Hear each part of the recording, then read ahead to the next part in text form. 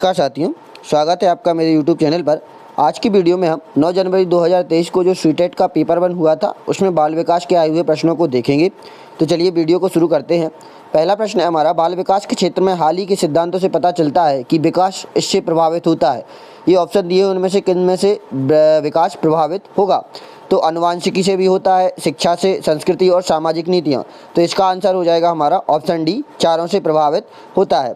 अगला है, बच्चों का विकास होता है व्यवस्थित ढंग से लेकिन स्वभाव से व्यक्तिवादी। यह हमारा आंसर है।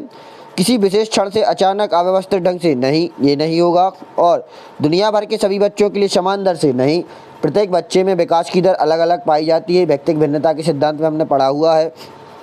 ऑप्शन डी दिया हुआ है, केवल स्कूली शिक्षा के परिणाम स्वरूप। तो मैंने आपको बताया था, यदि बाल विकास और शिक्षा शास्त्र के ऑप्शन में केवल शब्द लगा हुआ है तो यह हमारा आंसर नहीं होगा। अगला प्रश्न है हमारा, सामाजिकरण एक प्राथमिक एजेंट और एजेंसी है और छोटे बच्चों के बीच सामाजिकरण का एक माध्यमिक एजेंट या एजेंसी है। तो सामाजिकरण का जो प्राथमिक एजेंट या एजेंसी है वह है हमारा परिवार, और जो माध्यमिक एजेंट या एजेंसी है वो है हमारा पुस्तकालय। अगला है हमारा, जीन पियाजे के संज्ञानात्मक विकास के सिद्धांत के अनुसार अधिकांश बच्चे किस चरण में अतीत, वर्तमान और भविष्य को स्पष्ट रूप से देखते हैं? तो 4 अवस्थाएं, इनसे संबंधित प्रश्न लगभग हर एक सेट में हमें देखने को मिला है।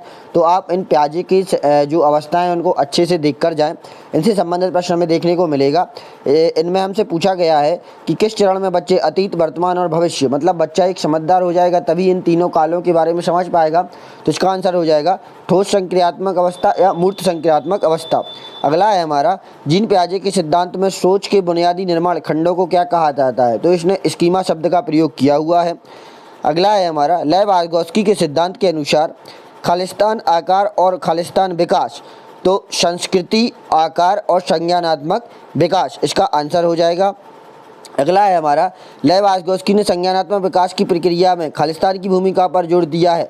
तो संज्ञानात्मक विकास में महत्वपूर्ण भूमिका लेव वार्गोस्की ने भाषा को बताया है और साधन या जो माध्यम बताया था सामाजिक संपर्क के माध्यम से विकास को बताया गया है।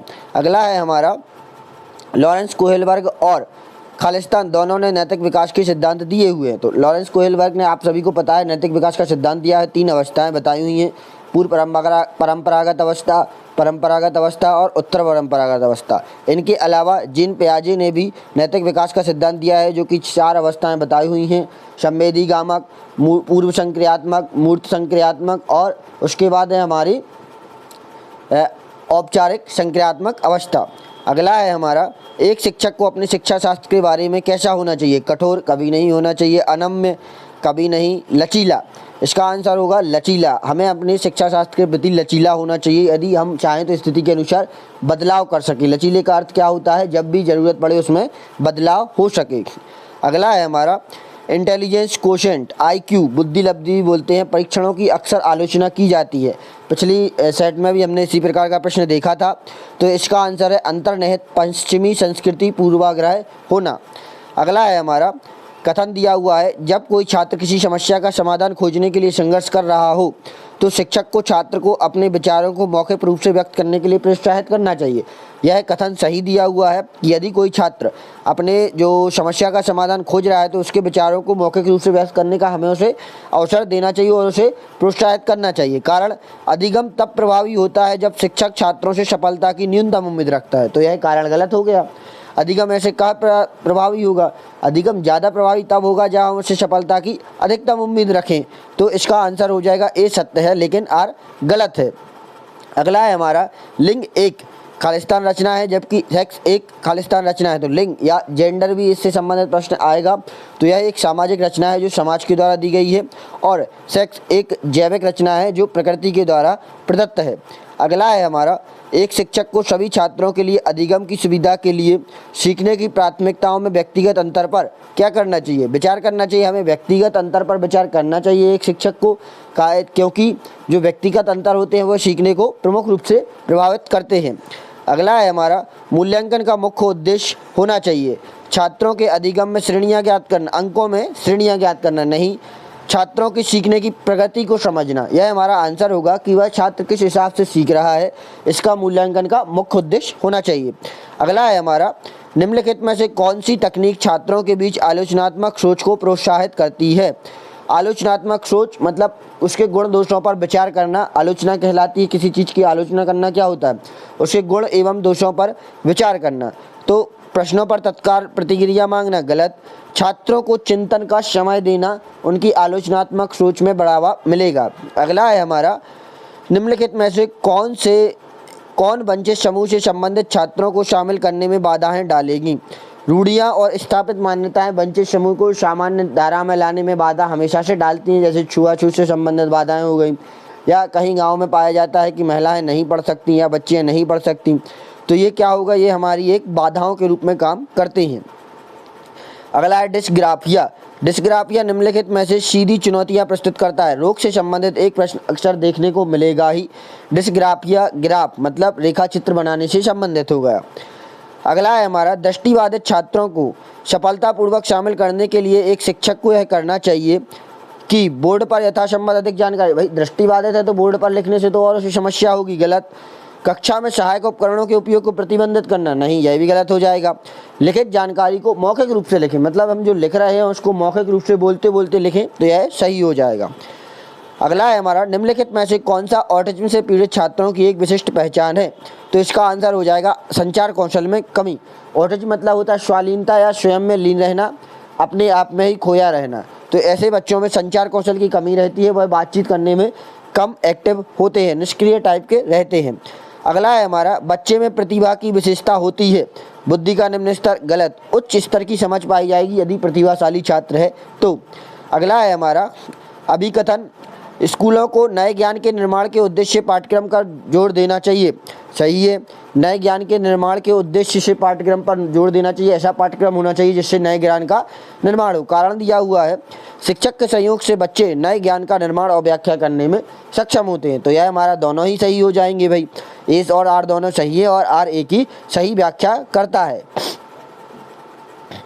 अगला है हमारा, स्कूलों को इस पर जोर देना चाहिए सीखी गई सामग्री का पुनरुत्पादन, पाठ्यपुस्तक अधिगम, संदर्भ रहे शिक्षा या रचनात्मक शिक्षा।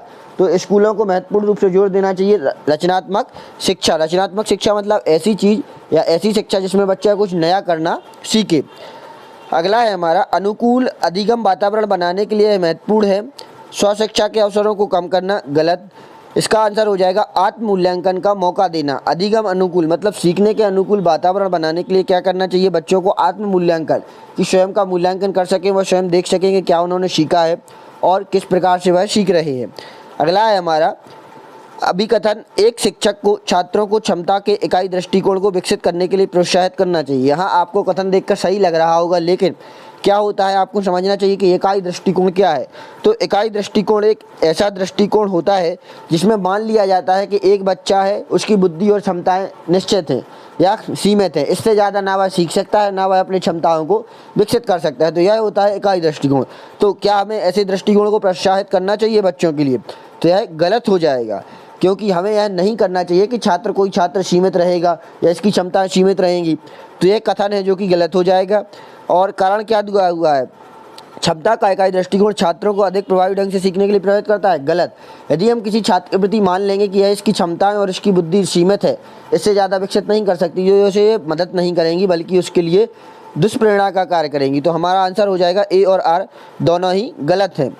अगला है हमारा, निम्नलिखित में से किससे समस्या समाधान में बाधा उत्पन्न होती है। तो समस्या समाधान यदि हम कर रहे हैं तो कार्यात्मक स्थिरता, यदि हम कार्य में स्थिरता लाएंगे तो हमें समस्या में समाधान में बाधा हो जाएगी। बी दिया हुआ संज्ञानात्मक लचीलापन, इससे तो समस्या समाधान में सहायता मिलेगी। भिन्न सोच से भी समस्या समाधान में सहायता मिलेगी और चिंतनशील लेख से भी समस्या समाधान में सहायता मिलेगी। अगला है हमारा, अभिकथन, शिक्षकों को छात्रों द्वारा की गई गलतफहमियों की पहचान करनी चाहिए और उन्हें नज़रअंदाज करने के बजाय उन पर चर्चा करनी चाहिए। तो कथन में क्या बताया गया है कि जो शिक्षक है उन्हें छात्रों की द्वारा कोई गलतफहमी या कोई गलती की गई है तो उनको पहचान करना चाहिए और उन पर चर्चा करनी चाहिए। तो यह कथन सत्य है।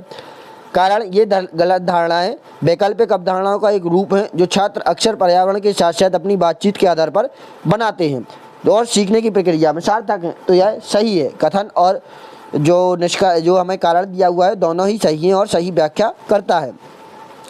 अगला है हमारा, भावनाएं सीखने को महत्वपूर्ण रूप से प्रभावित करती हैं लेकिन स्मृति पर कोई प्रभाव नहीं डालती। गलत, ये दोनों ही चीज़ों को प्रभावित करती हैं, सीखने के साथ साथ स्मृति पर भी प्रभाव डालती हैं। तो इसका आंसर हो जाएगा हमारा ऑप्शन सी। अगला है हमारा, यदि कार्य है तो छात्र सीखने के लिए प्रेरित महसूस करते हैं। कार्य है मतलब कौन सा कार्य है जो छात्रों को सीखने के लिए प्रेरित करेगा? अप्रासंगिक, गलत। चुनौती रहित, गलत। उनके जीवन से संबंधित कार्य छात्रों को सीखने के लिए प्रभावित करेगा। अगला है हमारा, छात्रों के अधिगम को सुविधाजनक बनाने के लिए एक शिक्षक को चाहिए। छात्रों के पिछले ज्ञान को नजरअंदाज करना, गलत। वाक्य विन्यास और संरचना को स्पष्ट न करना, गलत। सीखने के सामान्यीकरण और हस्तांतरण को कम करना, गलत।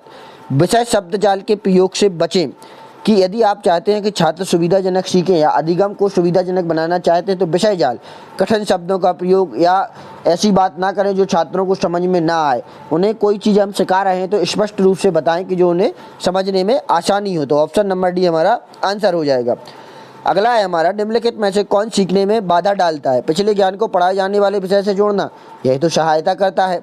स्कूली संस्कृति से अलगाव की भावना, यह एक सीखने में बाधा के रूप में कार्य करता है।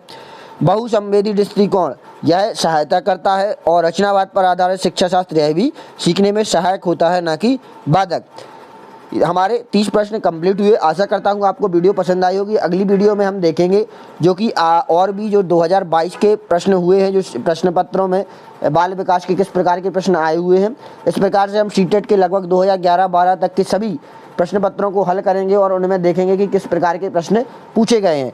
सीटेट में 2024 में इन्हीं से संबंधित प्रश्न रिपीट होने को देखने को मिलेंगे। यदि आप प्रीवियस ईयर के एग्जाम जो क्वेश्चन आए हुए हैं उन्हीं को पढ़कर जाते हैं तो आप 90 स्कोर कर सकते हैं। तो मिलते हैं अगली वीडियो में। यदि वीडियो पसंद आई हो तो लाइक करें, चैनल को सब्सक्राइब करें और अपने दोस्तों के साथ शेयर करें। धन्यवाद।